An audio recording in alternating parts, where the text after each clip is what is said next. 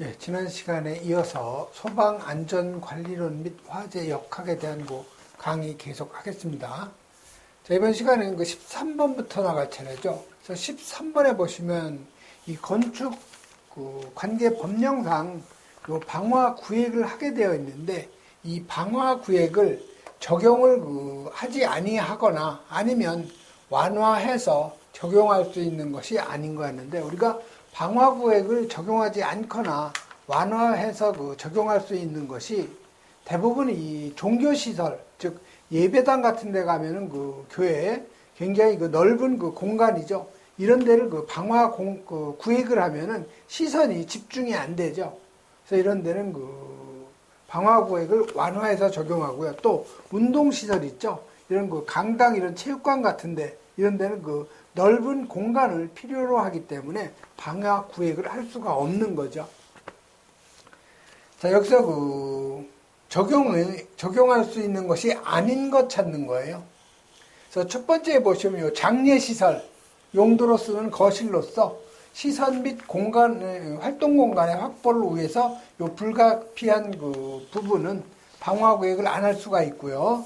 그다음에 이 승강기의 승강로 부분 마찬가지고, 그다음에 요 주요 구조부가 요 난연 재료가 아니고 바로 내화 구조죠. 내화 구조나 또는 요 불연 재료로 된 주차장,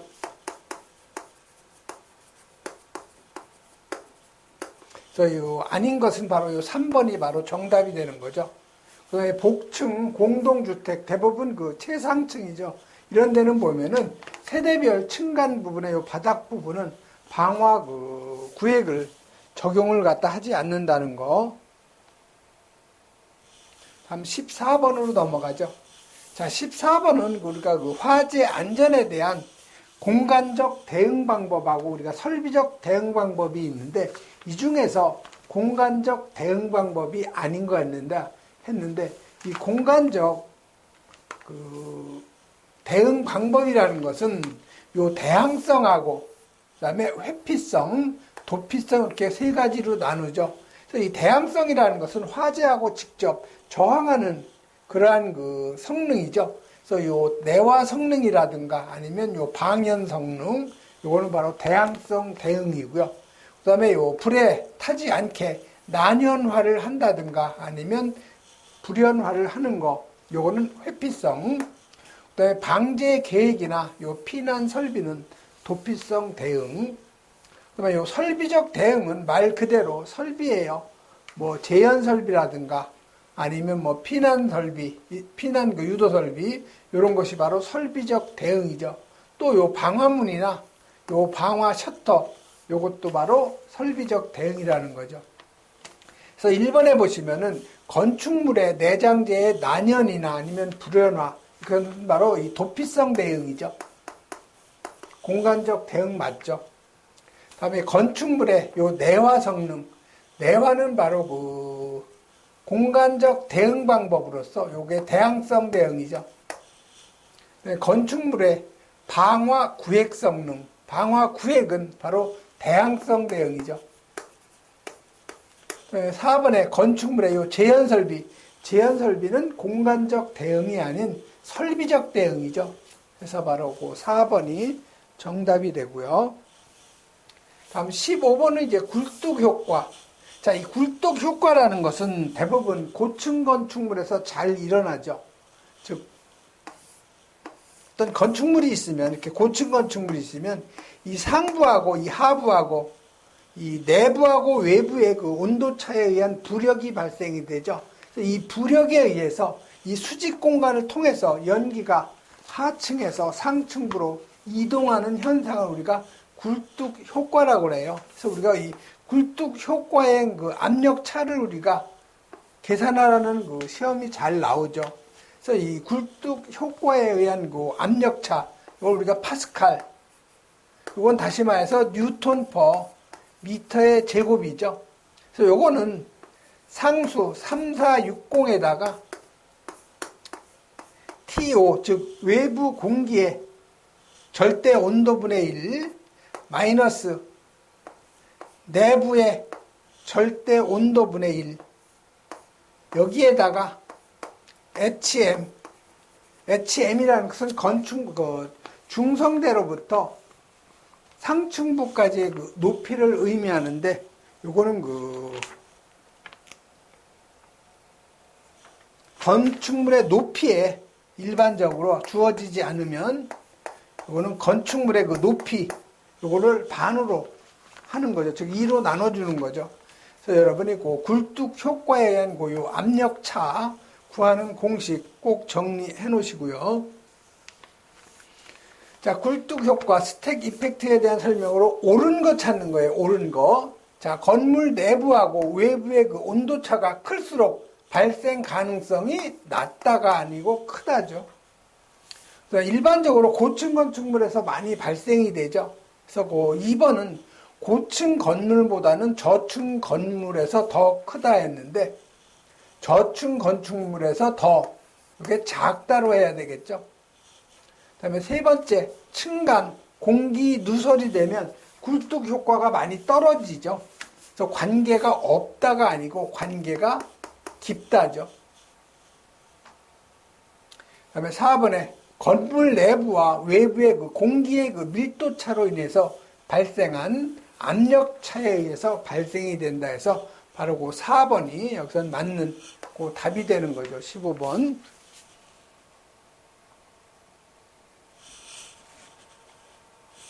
다음 16번은 건축물의 그 피난 방화 구조의 기준에 관한 내용인데요. 옳지 않은 것 찾는 거예요. 즉 다시 말해서 내화 구조로 옳지 않은 건데, 이 여러분이 수치 개념을 다 암기할 수는 없어요. 그래서 일반적으로 가장 많이 나오는 것이 요 벽의 경우죠. 그래서 벽의 경우에는 철근, 콘크리트, 요거는 10cm 이상, 그 다음에 철망 모르타르 있죠. 4cm, 철망 모르타르예요. 철모사. 그 다음에 콘크리트 블록일 경우에는 5cm 이상에서, 여러분이 벽일 경우에 철근 콘크리트죠. 해서 철근 10cm 이상, 그 다음에 철망 모르타르, 이게 4cm 이상, 그 다음에 콘크리트 블록, 이건 5cm 이상. 요 세 가지가 벽에 대해서 시험에 가장 잘 나오는 내용이죠. 그 다음에 외벽 중 요 비내력벽일 경우에는 철골 철근 콘크리트 또는 철근 콘크리트일 경우에는 두께가 요게 7cm 이상이라는 거죠. 그 다음에 기둥 중에서 여러분이 작은 지름이 25cm 이상인 것이죠. 그래서 요건 여러분이 작은 기둥은 요 뒤에서 하고요. 자, 내화 구조로 옳지 않은 거예요. 자, 외벽 중 비내력벽의 경우, 외벽 중에서 비내력벽인 경우에 철근 콘크리트로서 두께가 요게 5cm가 아니고 7cm가 돼야 되죠. 그래서 옳지 않은 것은 바로 요 1번이 답이 되는 거죠.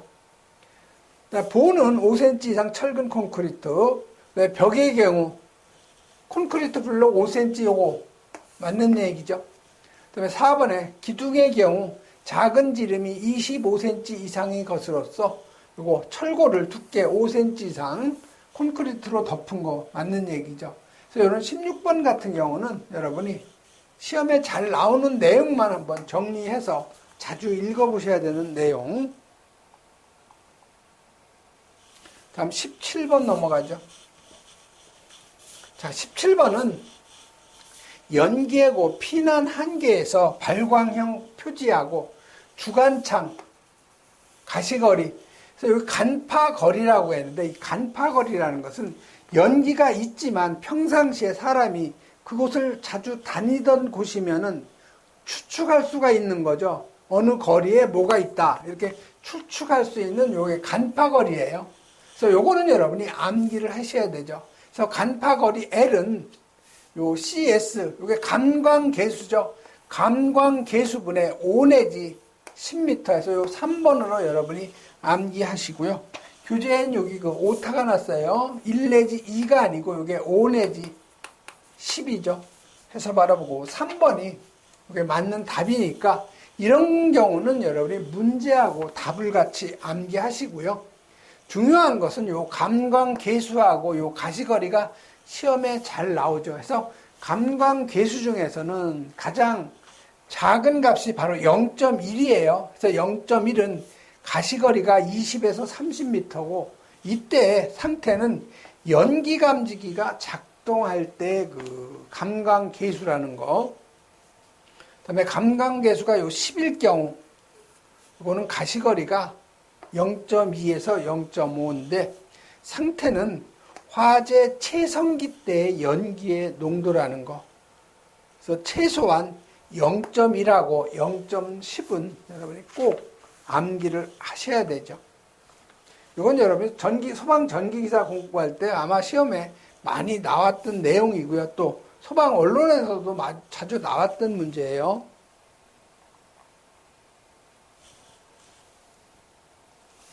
다음에 18번은 제한된 공간에서 연계고 이동과 확산에 관한 설명으로 옳지 않은 걸 찾는 거죠. 자, 고층 건축물의 연기 이동을 일으키는 주요 인자는 뭐예요? 주로 이 굴뚝 효과가 가장 크죠. 그래서 이건 부력, 실내의 온도차에 의한 부력이 발생이 되고, 그다음에 팽창, 바람의 영향 맞는 얘기죠. 그다음에 중성대에서 연기 흐름이 가장 활발하다가 아니고 가장 작죠. 무슨 얘기냐면 건물이 있으면은 이게 중성대는 대부분 이 건축물의 이 중간 부분이 대부분인데 이 중성대는 일정한 게 아니에요. 그 압력 차에 의해서 이 중성대는 올라갈 수도 있고 내려갈 수도 있는 거죠. 그래서 이 중성대는 실내의 그 상부하고 하부에 압력 차가 없는, 다시 말해서 델타 P가 0인 부분을 갖다가 우리가 중성대라고 하는 거죠. 그래서 이 중성대는 연기 흐름이 거의 없는 그러한 지역을 얘기하는 거죠. 그래서 여기서는 2번이 바로 틀린 거예요. 중성대에서는 연기 흐름이 거의 없어요. 그다음에 세 번째, 연기의 그 수직 이동 속도는 대략 3에서 5. 그다음에 그 수평 이동 속도는 연기의 그 이동 속도는 0.5에서 1. 그래서 이건 반드시 여러분이 암기하셔야 돼요. 연기의 그 이동 속도가 수평은 0.5에서 1. 그다음에 요 수직 방향일 경우에는 2 내지 3m/s. 그다음에 계단실내일 경우에는 3에서 5m/s로 가장 크죠. 그다음에 연기의 이동 요인은 연기의 그 공기 팽창, 그다음에 연돌력과 부력, 비중차 이런 정도 여러분이 자주 읽어보시면 되고요. 다음 19번 나가죠. 자, 공간화재 특성에 대한 그 설명인데 옳지 않은 거예요. 그래서 첫 번째 보면 요 프레시 오버죠. 그래서 이 프레시 오버는 실내의 국소 화재로부터 실내의 모든 가연물의 표면이 연소하는 현상을 말한다 해서 요 프레시 오버. 자, 이 프레시 오버는 성장기에 발생이 된다는 거. 그다음에 그 발생 요인이 뭐예요? 이건 열의 공급이에요. 요거에 반대되는 말이 백드래프트죠. 자, 백드래프트는 언제 발생이 되는가? 요거는 감쇄기. 발생 원인은 그 신선한 공기예요. 즉 산소 공급이죠. 공기의 그 공급.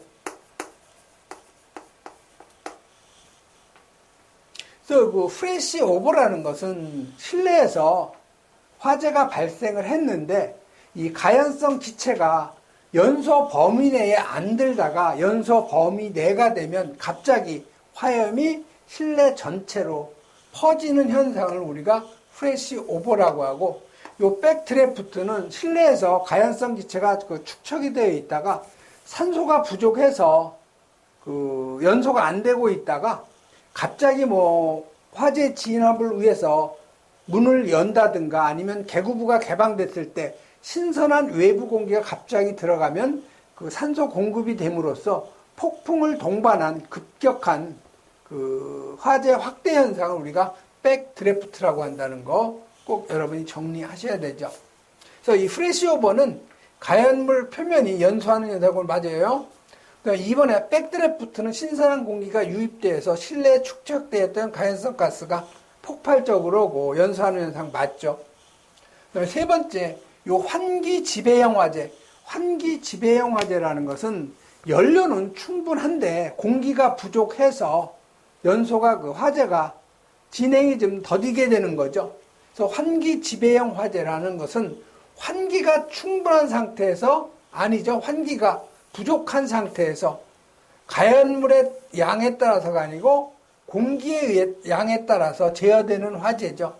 그래서 여기는 환기가 충분한 상태에서 가연물을 양에 따라 제어되는 화재. 이건 환기 지배형이 아니고 요거는 연료 지배형 화재예요. 그래서 요 3번이 바로 틀린 거죠. 그 다음에 4번에 공간 화재에서 연기와 공기의 유동은 주로 온도 상승에 의한 요 부력 때문이죠. 자, 그러면 여러분이 시험에 잘 나와요. 요거 연료 지배형 화재하고 환기 지배형 화재였는데, 연료 지배형 화재는 연료가 화재의 진행 상황을 좌우한다는 거죠. 근데 환기 지배형이라는 것은 공기가 화재를 갖다 지배한다는 거예요. 그래서 연료 지배형이라는 것은 공기가 충분한 상태에서 연료에 의해서 화재가 좌우되는 거고, 환기 지배형은 유입되는 산소의 양에 의해서 화재가 좌우되는 거죠. 그래서 지배 조건은 연료 지배형은 연료량에 따라서 지배가 되는 거고, 환기 지배형은 환기량. 그다음에 발생 장소를 보면요, 연료 지배형은 주로 요 큰 개방형 창문이 있는 건축물이고요. 환기 지배형은 환기가 잘 안 되는 곳이니까 요 내화 구조로 된 건축물이나 아니면 요 밀폐된 소규모 건축물이죠.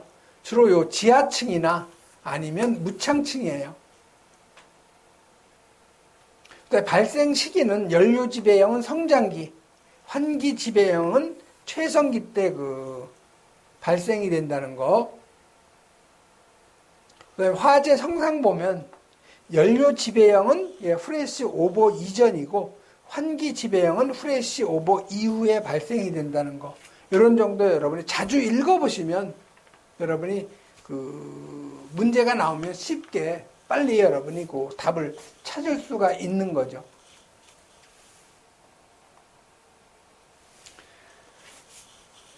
다음 20번 넘어가죠. 지금 이 소방시설 관리사 시험 문제가 조금씩 수준이 높아지고 있어요. 즉, 다시 말해서 기술사에서 나오는 문제를 겉핥기식으로 조금씩 이렇게 내비치는 그러한 경향으로 지금 흘러가고 있는 상황이에요. 20번 보면은 연기의 재현 방식에 관한 설명으로 옳은 것 찾죠. 그래서 연기의 재현 방식은요, 여러분이 밀폐 재현하고, 그 다음에 요 자연 재현이 있고요. 그 다음에 스모그 타워 재현이 있죠. 그 다음에 기계 재현. 여러분, 이건 소방설비 기사 공부할 때 원론에서 많이 나왔다는 거죠.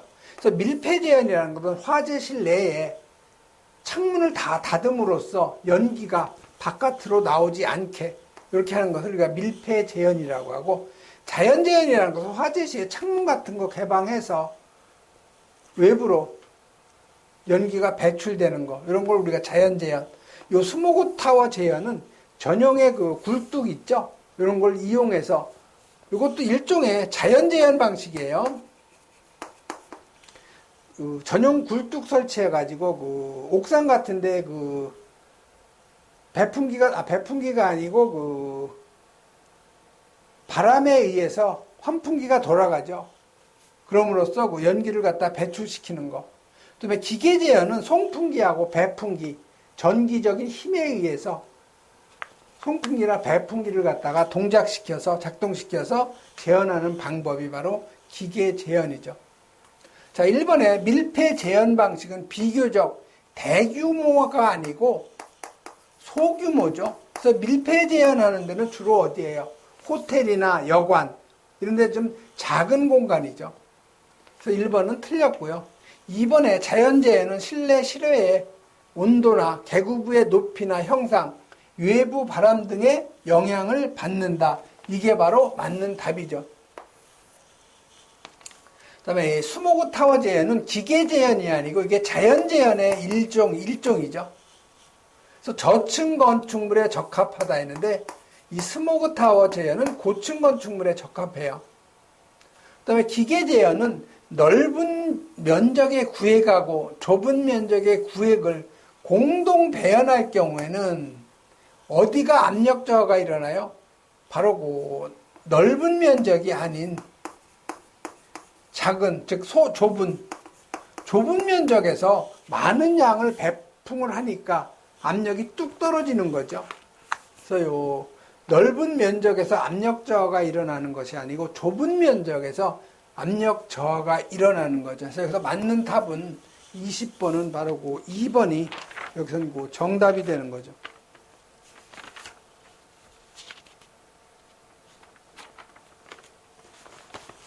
다음 21번 넘어가죠. 자, 21번은 연소 물질과 연소 시 생성되는 연소가스의 연결이 잘못된 거 골라내는 거죠. 자, 여기 기억에 PVC, 포리비닐 클로라이드인데 요거는 C하고 H하고 요 C가 클로라이드죠. 클로라이드가 바로 염소예요. CHCl로 구성된 거죠. 그다음에 포리스틸렌, PS라고 우리가 일반적으로 쓰는데 요건 탄소하고 요 H로 구성된 물질이라는 거. 그다음에 요 나일론은 탄소, 수소, 산소, 질소로 구성된 물질. 그다음에 요 레이온은 탄소하고 H로 구성된 물질이죠. 자, PVC는 CHCl로 구성되어 있는데 황화수소는 뭐예요? CS2죠. 여기에 황성분이 없기 때문에 황화수소는 나올 수가 없는 거죠. 그다음에 포리스틸렌, 시아노화수소가 뭐예요? HCn이죠. 여기 질소가 없기 때문에 시아노화수소는 나올 수가 없고, 그다음에 나일론, 암모니아가 NH3죠. 그래서 여기 N하고 여기 수소가 있기 때문에 암모니아는 나올 수가 있는 거죠. 그 다음에 레이온, 저 아크로레인이라는 건 CH, 이게 3, CH2, CH5로 구성된 거죠. 그렇기 때문에 레이온도 아크로레인을 발생할 수가 있는 거죠. 그래서 맞는 것은 니은하고 리을이에요. 그래서 니은, 리을은 바로 요 3번이 맞는 답이죠. 그리고 시험에 잘 나오는 거, 그 연소 시에 발생하는 가스 보면 일산화탄소, 요게 인명피해에 가장 큰 영향을 미치죠. 왜 인명피해에 영향을 미치냐면 피 속에 있는 요 헤모글로빈하고 일산화탄소가 결합력이 굉장히 강해요. 헤모글로빈이 뭐 하는 거예요? 이 피가 산소를 갖다가 운반하는 거죠. 그런데 일산화탄소가 결합되어 있으니까 산소 운반을 못하니까 사람이 질식해서 죽어버리는 거죠. 자, 이산화탄소는 그 화재 시에 가장 많이 발생되는 가스죠. 기체죠. 자체 독성은 없지만 사람을 질식을 시키죠. 그 다음에 이 아황산가스는 황성분이 있는 거, 뭐 CS2라든가, 뭐 S, 유황 같은 것이 연소되면 생성이 되는 거죠. 자, 황화수소, 마찬가지로 황의 그 함유물질 연소시, 특히 이 황화수소는 달걀 썩는 냄새가 난다는 거.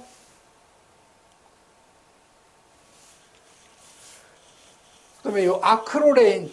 그래서 아크로레인은 어느 물질이 그 연소할 때 발생이 되냐면 이 석유 제품, 그다음에 유지류, 이게 시험에 잘 나와요. 그다음에 이 포스겐 기체, 독성 기체죠. 맹독성 기체예요. 그래서 이 포스겐은 2차 대전 때 그 독일군이 유대인 학살할 때 사용한 그 독성 가스예요. 포스겐. 그래서 독성이 매우 강한 가스라는 거. 그다음에 황함유 물질이 연소하면 완전 연소할 경우에는 SO2, 아황산 기체 발생하고 불완전 연소할 경우에는 H2S 황화수소 발생한다는 거, 이런 정도 여러분이 정리하시면 되고요. 다음에 22번은 이 화재 시의 연기에 대한 성질에 관한 설명으로 옳지 않은 거죠. 자, 연기는 연소가스에 부가해서 미세하게 이루어진 밀입자하고 에어로졸성의 불안정한 액체로 구성된다. 이건 맞는 얘기죠. 연기 입자 크기는 대략 0.01에서 10마이크로미터 정도 된다고 그래요. 그다음에 탄소 입자가 다량으로 함유된 연기는 농도가 짙으며 검게 보인다. 이 탄소가 입자가 검죠. 그다음에 4번 연기의 그 생성은 화재의 크기와 관계없다. 화재가 크면 연기가 대량으로 발생이 되죠. 그래서 화재 관계가 여기 깊고죠. 층 면적, 구의 크기와 관계가 없다는데 관계가 깊죠. 그래서 이건 4번이 바로 옳지 않은 답이 된다는 거. 다음에 23번은 뭐예요? 굴뚝 효과에 의한 요 압력차 계산하는 거죠. 그래서 여러분이 압력차, 이게 뉴턴 퍼 미터의 제곱, 이게 뭐예요? 단위가 바로 요 파스칼이죠. 그래서 요 굴뚝 효과에 의한 그 압력차 요 델타 P는요, 상수가 3460에다가 외부 온도의 절대 온도분의 1에 내부 온도의 절대 온도분의 1에다가 HM, 저 HM이라는 것은 뭐냐면 중성대로부터 그 건물의 그 상층부 높이까지의 그 수직 거리를 의미하는 거죠.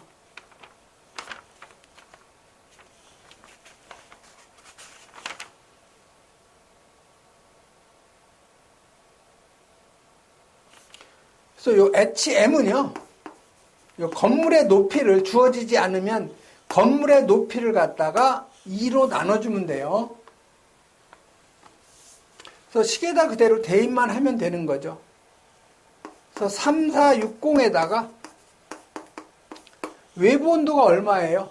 외부 온도가 마이너스 10도가 되는 거죠. 그래서 273에다가 플러스 마이너스 10도죠. 외부 온도가 마이너스 10. 결국 마이너스 10을 해주면 되는 거죠.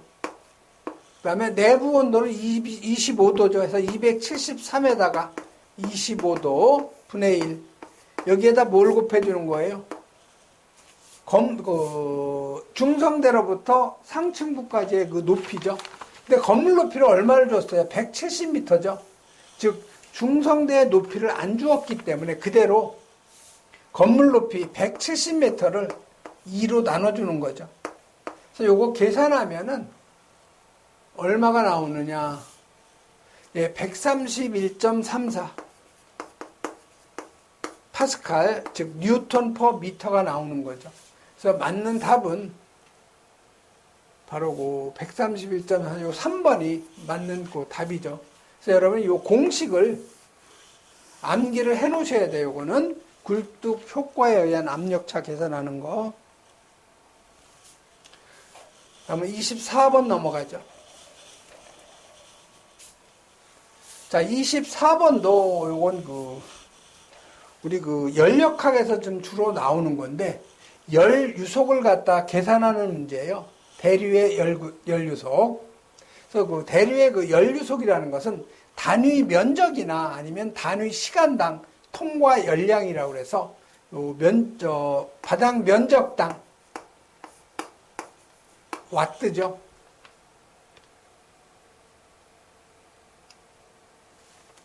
그래서 이놈은 열 유속 요 Q는 대류 열 전달 계수 요 K에다가 T1 고온의 온도에다 마이너스 저온의 온도니까 결국 요게 뭐예요? 온도차 델타 T가 되는 거죠. 그다음에 요 K는 대류 열 전달 계수인데 요게 와트 퍼 뭐예요? 미터의 제곱 도씨가 되는 거죠. 온도차는 뭐예요? 단위가 여기가 도시가 되면 이 온도 차도 바로 마찬가지로 섭씨 온도를 갖다 대입을 해줘야 되죠. 이 식에다 이제 그대로 대입을 하면 돼요. 그래서 Q는 자, 대류 열 전달 계수가 얼마예요? 5W per 미터의 제곱 C가 되는 거죠. 여기에다가 온도 차는 고온의 온도가 약 900도죠. 저온의 온도는 10도죠. 그래서 요거 여러분이 계산을 하면은 4450 와트 퍼 미터의 제곱이죠. 근데 물어본 건 뭐예요? 단위가 요 킬로와트죠. 그래서 여러분이 1킬로와트는 와트로 하면 10의 3승 와트죠. 요거 1000으로 나눠주면 4.45 킬로와트 퍼 미터의 제곱이 바로 그 대류 연료속의 그 답이 되는 거죠. 그래서 맞는 답은 바로 요 2번이 맞는 그 답이 되는 거죠.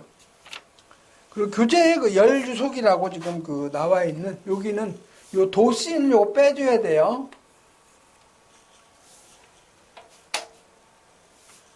다음 25번 나가죠. 자, 25번 문제는 소방산업 기사 때 기가 따갑게 한 거예요. 내화 구조하고 목조 건축물의 그 특성이죠. 그래서 내화 구조는 천천히 타면서 온도가 목조 건축물보다는 낮죠. 대략 한 1000도까지 올라가고요. 목조 건축물 화재는 그 빨리 타고 빨리 그 낙하가 되죠. 그래서 고온 단기형. 그래서 온도는 1300도까지 올라가요, 대략. 그래서 목조 건축물의 화재 특성으로 오르는 거 찾는 거죠. 1번은 그 화재 분출 면적이 작고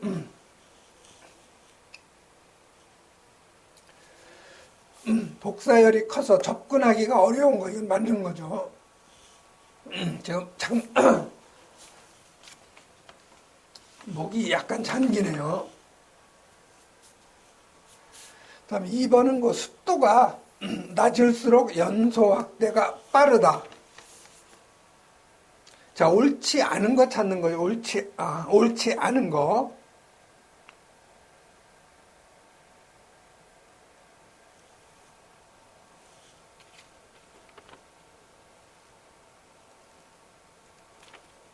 자, 요 1번이 왜 틀렸냐고 하면은 화염의 분출 면적이 작고 했는데 목조 화재일 경우에는 화염의 그 분출 면적이 굉장히 크죠. 그래서 이게 작고가 아니고 분출 면적이 크기 때문에 옳지 않은 것은 요 1번이 바로 답이 되는 거죠. 그 다음에 목조, 건조된 나무가 연소 확대가 빠르죠. 다시 말해서 습도가 낮을수록 연소 확대가 빠르다는 거. 그 다음에 이 횡 방향보다는 종 방향의 화재 성장이 빠르다.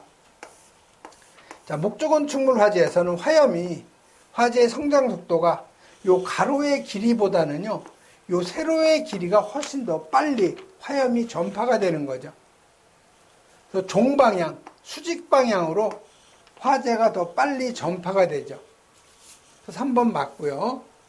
4번에 화재 채성기 이후에 요 비화라는 거, 요 비자가 그 날아다닐 비자예요. 우리 비행기 비자죠. 그래서 그 불티가 바람에 날려서 다른 지역으로 화재가 확대되는 거, 요걸 우리가 비화죠. 그래서 채성기 이후에는 그 불티가 생기죠. 그놈이 비화에 의해서 화재 확대 위험이 아주 높다는 거죠. 맞는 얘기죠. 그래서 여러분이 해설에 한번 그 보시면은 건축물의 그 목조 건축물은 빨리 온도가 올라가고 빨리 그 낙하가 되죠. 동해가 되는 거죠. 그래서 고온 단기형. 내화 구조는 이에 비해서 온도는 목조에 비해서 온도가 낮으니까 저온. 그 다음에 오래 타기 때문에 장시간형. 최고 온도는요, 목조가 1300도까지 올라가고 내화는 약 1000도까지 올라간다는 거죠. 요거 상당히 중요하고요. 그 다음에 그 화재 진행의 그 순서죠. 그래서 목조 건축물은 처음에 화재 원인이 있고요. 그 다음에 불꽃이 없는 무염착화해서 불꽃이 발생하는 발염착화로 진행이 되고 여기서 이제 발화가 일어나면 체성기로 빨리 올라가죠. 그 다음에 연소 낙하가 되고 바로 진화가 된다는 거. 그래서 발화에서 체성기까지는 목적원 충분히 5 내지 15분 정도 걸리고요. 발화에서 연소 낙하까지는 13에서 24분 정도밖에 안 걸려요. 굉장히 짧은 시간에 빨리 온도가 올라가고 연소 낙하가 된다는 거. 이런 정도 여러분이 정리하시면 되죠. 네, 이번 시간은 여기까지 하겠습니다.